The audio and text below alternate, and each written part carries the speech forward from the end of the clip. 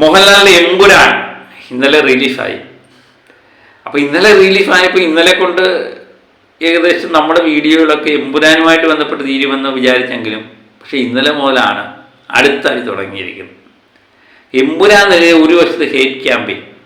എനിക്ക് തോന്നുന്നു റിലീഫിന് മുമ്പ് വരെ മോഹൻലാലിൻ്റെ ചിത്രത്തിന് സപ്പോർട്ട് ചെയ്ത കുറച്ച് ആൾക്കാർ മാറി നിന്നു എന്ന് തോന്നുന്നു. അത് ചില രാഷ്ട്രീയ പ്രശ്നങ്ങൾ തന്നെയാണ് ഇതിൻ്റെ കാരണം. സിനിമയായിട്ട് കാണുവാനും അത് സിനിമയാണെന്ന് മനസ്സിലാക്കുവാനും കഴിയണമെന്ന് തോന്നുന്നു. എനിക്കൊന്ന് BJP നാട് MD രമേശ് പറഞ്ഞിട്ടുണ്ടായിരുന്നു, സിനിമയായിട്ട് കാണണം എന്ന് അദ്ദേഹം കൃത്യമായിട്ട് പറയുന്നുണ്ട്. എന്നാലും ചിലവരൊന്നും അടങ്ങിയിട്ടില്ല. അത് ഒരു ഹേറ്റ് ക്യാമ്പയിനായിട്ട് മുന്നോട്ട് പോകുന്നുണ്ട്. പക്ഷേ ഇന്നലെ വരെ മോഹൻലാലിൻ്റെ സിനിമ എതിർത്ത ചിലവരെങ്കിലും അനുകൂലമായിട്ട് വരുന്നത് നമ്മൾ കാണും. ഇതൊക്കെയാണ് രസകരമായ സംഗതി. റിലീഫിന് മുമ്പ് അനുകൂലമായി നിന്ന ചിലവർ മോഹൻലാൽ ചിത്രത്തിന് എതിരായിട്ട് വരികയും എതിരായിട്ട് നിന്ന് ചിലർ മോഹൻലാൽ ചിത്രത്തിന് അനുകൂലമായി വരുന്നതും കണ്ടു. അപ്പം അങ്ങനെ കാര്യങ്ങൾ പോകുമ്പോൾ ആദ്യ ദിനത്തെ കളക്ഷൻ എന്താണെന്ന് അറിയാനുള്ള താല്പര്യം ഉണ്ടായിരുന്നു എല്ലാവർക്കും. ഞാൻ പറഞ്ഞു 15 കോടിക്ക് മുകളിൽ ഏതായാലും കളക്ട് ചെയ്തിട്ടുണ്ട്. ഔദ്യോഗിക സ്ഥിരീകരണം വന്നിട്ടില്ല. കൃത്യമായിട്ട് 15 കോടിക്ക് മുകളിൽ 16 കോടി വരെ എത്താം എന്നാണ് നമുക്ക് കിട്ടുന്ന റിപ്പോർട്ട്. ഔദ്യോഗിക സ്ഥിരീകരണം വന്നു കഴിഞ്ഞാൽ മാത്രമേ ഇത് കൃത്യമായിട്ട് പറയാൻ പറ്റൂ. വേൾഡ് വൈഡായിട്ട് ഈ ചിത്രം 65 കോടി രൂപയ്ക്ക് മുകളിൽ നേടി എന്ന് തന്നെയാണ് സ്ഥിരീകരിക്കാത്ത റിപ്പോർട്ട്. പാക്കേജ് നൽകുന്ന റിപ്പോർട്ടാണ്. അപ്പം അത് 65 70 ചെന്ന് നിൽക്കാം എന്നാണ് കിട്ടുന്ന വിവരം. പക്ഷേ രണ്ടാം ദിവസത്തെ അഡ്വാൻസ് ബുക്കിംഗ് ആണ് നമ്മളെ ഞെട്ടിപ്പിച്ചത്. കാരണം ഇത്രയൊക്കെ ഹേറ്റ് ക്യാമ്പയിന് നടക്കുമ്പോഴും ഇന്നലെ രാത്രി ബുക്ക് മൈ ഷോയിൽ നമ്മൾ നോക്കുമ്പം 22,000 25,000 ടിക്കറ്റൊക്കെ വിറ്റ് പോകുന്നു.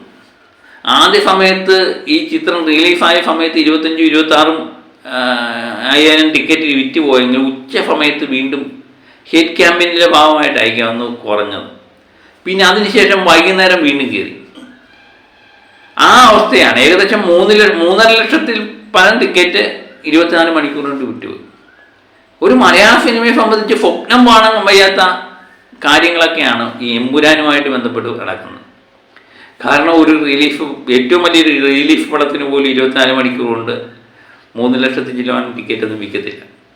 പക്ഷേ എമ്പുരാൻ അതൊക്കെ വളരെ കൂളായിട്ട് മറികടക്കുന്നു എന്നുള്ളതാണ്. നമ്മളൊന്ന് ചിന്തിച്ച് നോക്കുക. എമ്പുരാന് മുമ്പ് ഒരു മലയാള സിനിമ ആദ്യ ദിവസം 65-70 കോടി നേടിയെന്നൊക്കെ നമുക്ക് ചിന്തിക്കാൻ പറ്റില്ല. ഒരുപക്ഷെ ഹേറ്റ് ക്യാമ്പയിനോ ചില വിവാദങ്ങളും ഇല്ലായിരുന്നെങ്കിൽ ഇതിൻ്റെ അവസ്ഥ നമ്മൾ ചിന്തിക്കുന്നതിന് മുകളിലായിരിക്കും. അതുപോലെ 20 കോടിയൊക്കെ നിഷ്പ്രയാസം കേരളത്തിൽ നിന്നൊക്കെ ടച്ച് ചെയ്യും. നമ്മൾ നേരത്തെ 12 കോടി എന്നൊക്കെ പറഞ്ഞ് എങ്ങനെ 12 കോടി ടച്ച് ചെയ്യുമെന്ന് വിചാരിച്ചെടുത്ത് 15 കോടിയിലൊക്കെ ചെന്ന് നിൽക്കുന്നു എന്ന് പറഞ്ഞാൽ ഈ മോഹൻലാൽ എന്ന് പറയുന്ന വ്യക്തിയുടെ പവർ അത് ഒന്ന് വേറെ തന്നെയാണ്, വേറെ ലെവലാണ് എന്നുള്ളത് ഈ ചിത്രം തന്നെ ഓർമ്മിപ്പിക്കുന്നുണ്ട്. അപ്പോൾ മോഹൻലാലിൻ്റെ റോള് കുറഞ്ഞു, മോഹൻലാലിന് സമയമില്ല, മോഹൻലാലിനെ കോമാളിയാക്കി എന്നൊക്കെ പലരും പറയുമ്പോൾ എനിക്ക് ഈ ചിത്രം കണ്ടിട്ട് അങ്ങനെയൊന്നും തോന്നിയില്ല.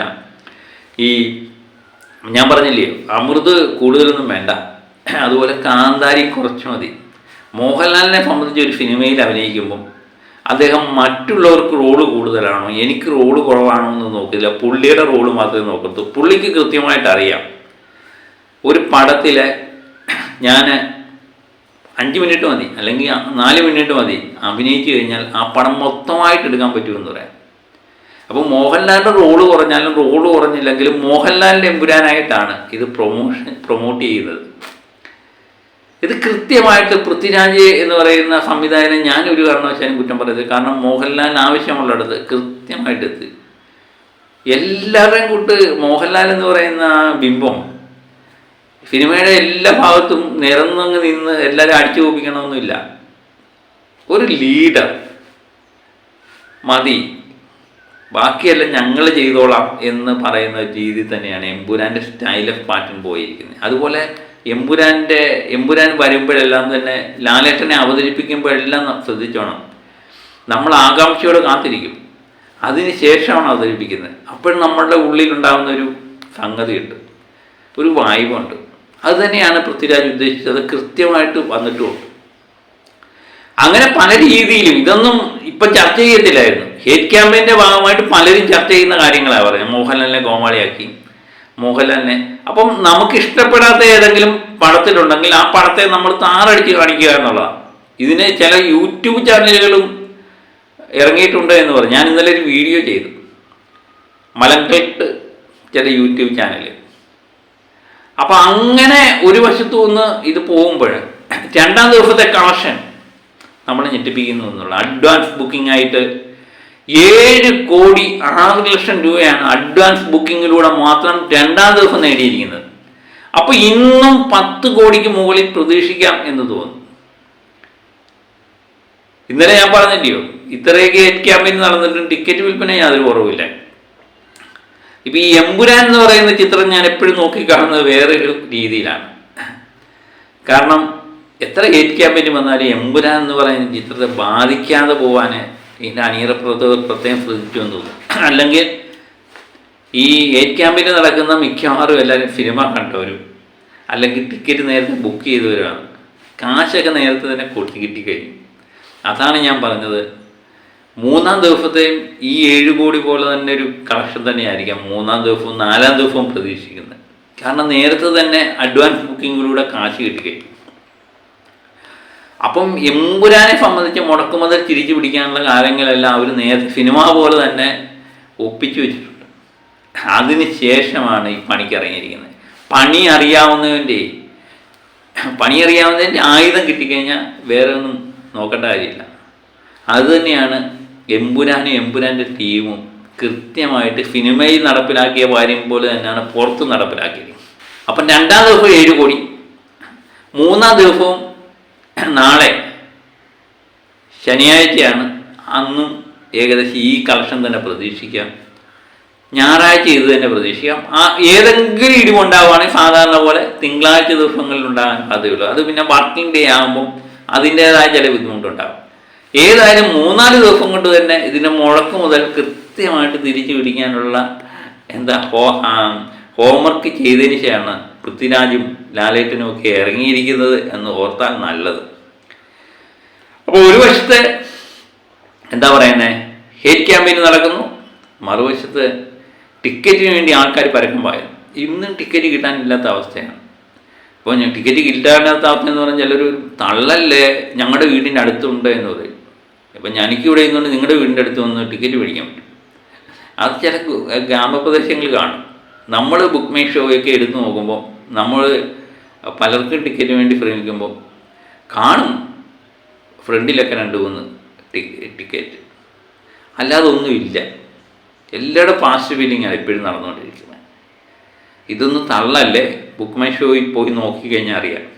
അതുപോലെ ഇത് ഹേറ്റ് ക്യാമ്പയിൻ്റെ ഭാഗമായിട്ട് പല വീഡിയോകളും പ്രചരിപ്പിക്കുന്നുണ്ട്. പണ്ടത്തെ മോഹൻലാൽ ചിത്രത്തെ പറ്റിയൊക്കെ പൊളിയാണ് എന്ന് പറഞ്ഞ സാധനങ്ങളൊക്കെ എടുത്ത് പ്രചരിപ്പിച്ച് ചിത്രത്തെ ഏത് വിധയും തകർക്കുക എന്നുള്ള ചില ആൾക്കാരുടെ കുതന്ത്രത്തിൻ്റെ ഭാഗമായത്.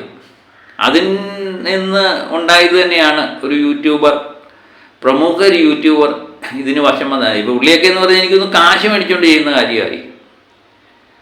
അങ്ങനെ ഈ ചിത്രത്തെ പറ്റി പറയാവുന്നതിന് പരമാവധി പറഞ്ഞു. ഞാനെപ്പോഴും വിചാരിക്കാറുണ്ട്, മലയാളത്തിൻ്റെ അഭിമാനമാകുന്ന ഒരു ചിത്രം, നമ്മൾ തമിഴും തെലുങ്കും ഒക്കെ കണ്ട് വളർന്ന ചിലവർക്ക് ഈ തമിഴും തെലുങ്കും ഒക്കെ തെലുങ്കന്മാരുടെയും തമിഴന്മാരുടെയും ഹിന്ദിക്കാരുടെയൊക്കെ പരിപാടി നടക്കത്തുള്ളൂ. നമ്മുടെ മലയാളി എന്ത് ചെയ്തു വെച്ചാലും പറയും, ഇതെന്ത് ഉണ്ട്, ഞാനത് മറ്റേത് കണ്ടില്ലേ, രാജമൗലി കാണിച്ചു വെച്ചേക്കുന്നത് കണ്ടില്ലേ. പക്ഷേ ഈ എമ്പുരാനൊക്കെ രാജമൗലി എടുത്തിട്ട് എന്താ വളം, മലയാളത്തിൽ ഇതിങ്ങനെ ചെയ്യാൻ പറ്റുമോ? അപ്പോൾ അത് നമ്മുടെ ഉള്ളിലൊരു കുശുമ്പുണ്ടാകും. ഒരു മലയാളി ചെയ്തു കഴിഞ്ഞാൽ അവന് പറ്റത്തൊന്നുമില്ല, അവൻ ചെയ്ത് വേറെ ഏതായാലും.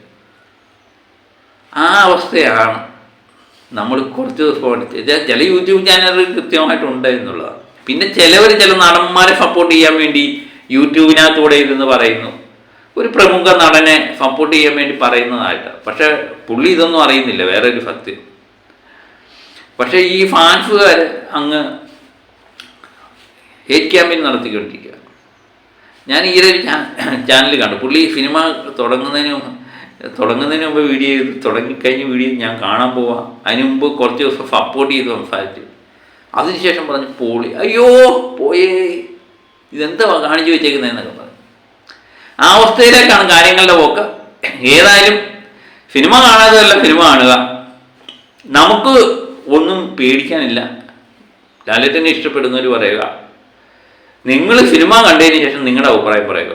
കൊള്ളത്തില്ലെങ്കിൽ കൊള്ളത്തില്ലെന്ന് പറയുക, കൊള്ളാമെങ്കിൽ കൊള്ളാമെന്ന് പറയുക. കണ്ടതിന് ശേഷം മാത്രം മറ്റുള്ളവർ പറയുന്നത് കേട്ട് സിനിമ കാണാതെ ഇരിക്കരുത്. ഒരു കാരണവശാലും ടി വി വന്ന് ഈ സിനിമ കാണാമെന്ന് പ്രതീക്ഷിക്കുകയും വേണ്ട. കാരണം അത്മാതിരി സാധനങ്ങളാണ് ഒരുക്കി വെച്ചേക്കുന്നത്. ടി വിയിൽ അതിൻ്റെ ക്ലാരിറ്റി ഒന്നും കൃത്യമായിട്ട് കിട്ടത്തില്ല എന്ന് ഞാൻ ഓർമ്മിപ്പിക്കുന്നു. അപ്പം പുതിയ വീഡിയോയുമായിട്ട് വീണ്ടും ഞാൻ എത്താം. Okay, by.